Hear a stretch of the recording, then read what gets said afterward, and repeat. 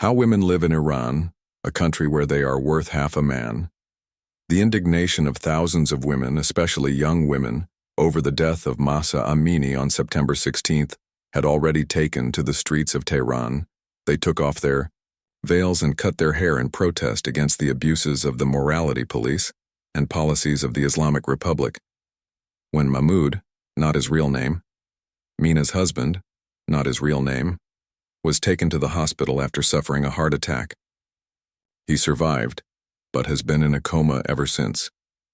Doctors say it is impossible to predict whether he will ever regain consciousness, which represents great pain for Mina, who, in addition to having to face the situation of seeing her husband in that condition, opens up a great number of uncertainties in her life. One of them is whether she will be able to continue her travels, which are necessary for her work.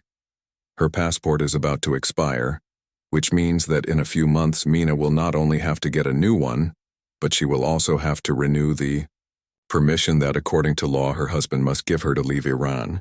This approval is issued every time her passport expires, something that was a routine procedure during the years of marriage. Of course, it's horrible to think that your husband has to give you permission to get a passport or leave the country, but you end up understanding that it's the law, explains Mina, stressing that the new situation she faces is even more humiliating. If her husband cannot give this authorization, her father-in-law must do it, or in his absence, her brothers-in-law. In her case, however, she has neither. The only possible option she is considering now is the husband of Mahmoud's older sister, with whom she has a hellish relationship. They don't speak to each other. Her sisters-in-law have never looked kindly on Mina as an independent woman who travels constantly. He will have to accompany me and sign as if he were my protector. Not even my son can do that, explains Mina, whose life, like that of millions of women in Iran, is determined by a law in which she is worth half. This becomes evident in the courts where, according to Sharia, or Islamic law, a woman's testimony is generally worth half that of a man. Inheritance by half. Something similar happens with inheritances. If Mina's husband dies, she will inherit only 1/8 of what her husband owns. A scenario that reminds her of her father's death 2 decades ago when, by law, she inherited half of what her brothers received. Protests in Iran. A basic guide to understanding the demonstrations, how the economic crisis in Iran fueled anti-government demonstrations, who really runs the government in Iran. Some of these laws are linked to the Islamic Revolution in 1979, when women lost many of the rights they had gained in previous decades. Before that, they had an important role in society, including at the governmental and judicial levels. Many aspects of women's lives have changed, including the obligation to cover their bodies according to so-called Islamic rules. The veil, but also the abaya that covers a large part of the body, became obligatory accessories for all women from the age of 9. From that moment on, the hair, arms, and legs are hidden forever, at least in public life. If women do not comply with these rules, they can even be punished by imprisonment, as happened to Mahsa Amini. Like thousands of Iranians in recent decades, she was arrested by the so-called morality police, or Gashti Irshad, for not being dressed according to Islamic canons. But what does this mean? That the veil is too low, that the abaya is too open, too short, or too tight on the body, that the trousers are too tight or too short. In other words, there are many interpretations, as many as there are police officers on the streets. These agents have haunted the lives of women in big cities for decades. Added to this is the pressure from the state and its security forces, which have taken it upon themselves to eliminate any campaign for the rights of women and children. Most of the activists who have tried to fight for women's rights over the decades, such as Nargis Mohammadi, Nasrin Sotoudeh, Shadi Sadr, and Gila Baniagoub, are in prison or have been behind bars. Most of them are now silenced, and many others are in exile. Big, small victories, but despite this pressure, women have achieved big victories over the past 4 decades. Some restrictions imposed during the early years of the Islamic Republic have disappeared. Makeup, nail polish, veils, and colorful abayas have returned to women's lives. Some Iranian women, especially in the big cities, even remove their veils completely in the street. letting their hair flow in the wind. This behavior has become even more prevalent since the death of Mahsa Amini in police custody. The streets of Tehran are full of women who have removed their veils in protest. Some even burned them. Today, many people wonder whether the authorities, after so many protests, will be able to enforce the rule to the letter again. I want us to learn to respect each other. For me, it's okay for a woman to be covered, but at the same time, I want to have the right not to be covered, explains Sarah, a 23-year-old economics graduate who does not wear a veil. It's her way of paying tribute to Mahsa Amini, she says.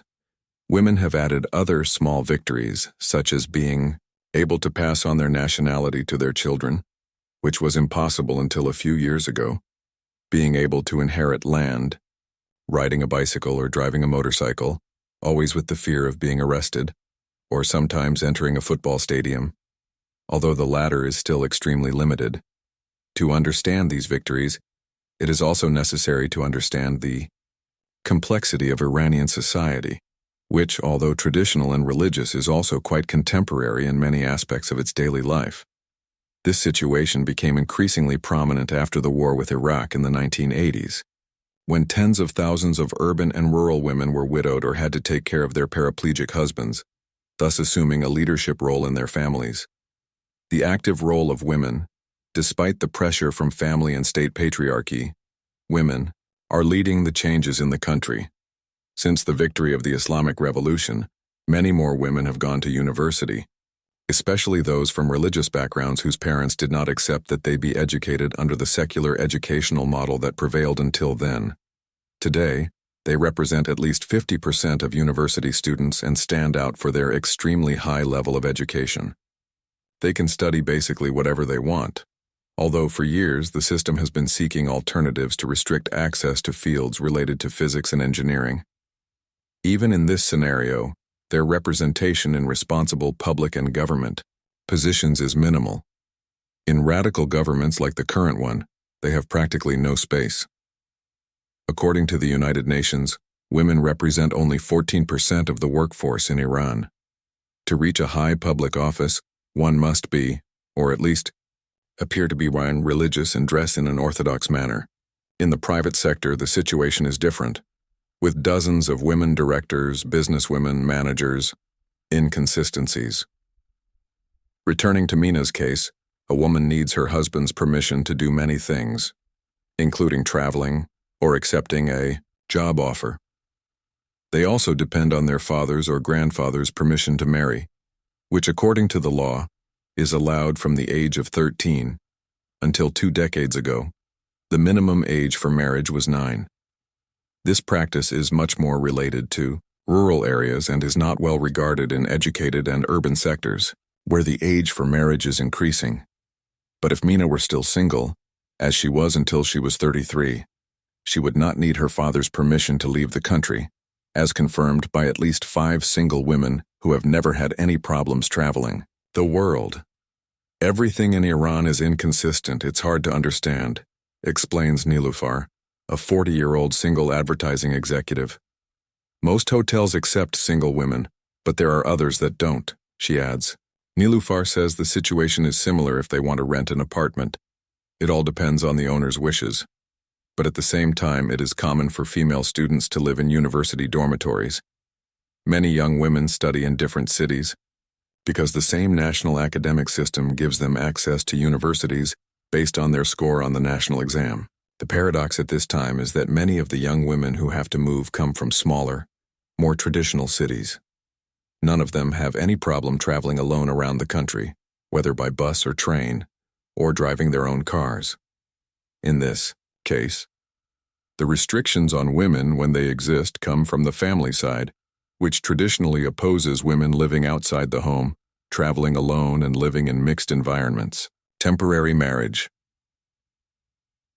What they don't accept is a single Iranian woman sharing a room with a man who is not her husband, says Nilufar, who points out that one of the most abusive practices against women is the so-called sighe, or temporary marriage, which is permitted by law. In other words, prostitution is prohibited, but not the practice of saige, where a man can marry a woman for a predetermined period of time. up to 2 minutes, for example. In the case of men, he can be married, up to 4 times according to the law, although it is a very uncommon practice in society, but the woman has to be single.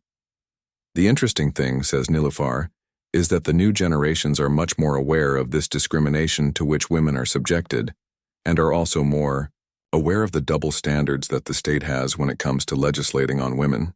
These generations grew up in homes where they witnessed this state violence through the experiences of their mothers, aunts, and grandmothers, and from there comes the urge to want to end these rules. I fight for my future. No one else will do this for me, explains Mariam, a 19-year-old student. The Me Too campaign in Iran in 2019 was an example. Many women publicly denounced their aggressors. Most were attacked for this and became the target of campaigns to discredit them. The few who decided to take their case to court came up against a discriminatory wall where they were subjected to strong and painful questioning, always shrouded in doubt. It is very common for allegations of mistreatment to end up punishing the women themselves. Divorce is another example. Women always have to justify their reasons for requesting it before a court. They are often not heard if their husbands oppose it. And the legal process to obtain a separation can take years. In the case of men, the situation is different. They can file for separation without any kind of justification and in a very short time. It is also true that more and more women, before getting married, demand before the law to be able to file for divorce when they have a reason. In recent years, laws have also been overturned to prevent women from having abortions or using contraceptive methods, a practice that was accepted for a few years in the 1990s. It is increasingly difficult to have access to an operation or even to contraceptive pills, a measure that ends up affecting women with fewer resources in particular. The reality in Iran regarding women is much more complex than what the law says, because everything depends on families, socioeconomic level, and tradition. A young woman with money and education can easily escape these rules and laws, explains Mina.